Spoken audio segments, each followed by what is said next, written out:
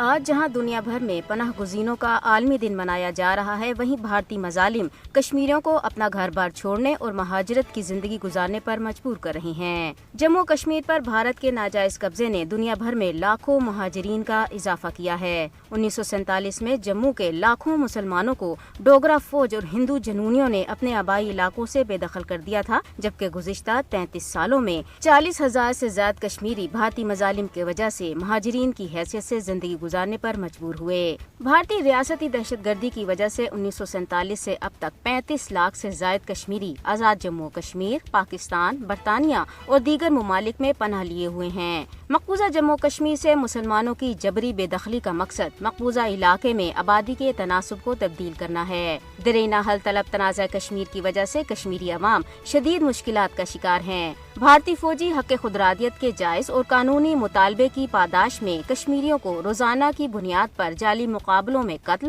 گرفتار اور تشدد کا نشانہ بنا رہے ہیں۔ آج بھی بھارتی فوجیوں نے ریاستی دہشت گردی کی تازہ کارروائیوں کے دوران چاٹا پورہ، پلوامہ اور لولاب میں 3 نوجوانوں کو شہید کیا ہے، جبکہ بھارتی فوجیوں نے گزشتہ روز بھی نام نہاد تلاشی اور محاصرے کی کارروائیوں کے دوران لولاب، کپواڑہ اور ایچ ڈی پورہ کولگام میں 4 کشمیری نوجوانوں کو شہید کیا تھا۔ مودی حکومت حریت پسندی کے سبب کشمیری عوام کو بحیثیت مجموعی سزا دے رہی ہے۔ اس وقت مقبوضہ جموں کشمیر میں مسلم اکثریت کو بھارتی قبضے کی وجہ سے اپنی بقا کا خطرہ لاحق ہے۔ دنیا بھر میں مہاجرین کی حیثیت سے رہنے والے لاکھوں کشمیری اپنے وطن واپس لوٹنا چاہتے ہیں، تاہم یہ اس وقت تک ممکن نہیں ہے جب تک تنازع کشمیر کو اقوام متحدہ کی قراردادوں اور کشمیریوں کی خواہشات کے مطابق حل نہیں کر لیا جاتا۔ تنازع کشمیر کے حل میں بھارت کی ہردرمی ہی واحد رکاوٹ ہے۔ عالمی برادری کو جموں کشمیر پر اقوام متحدہ کی قراردادوں پر عمل درآمد کے لیے بھارت پر دباؤ ڈالنا چاہیے۔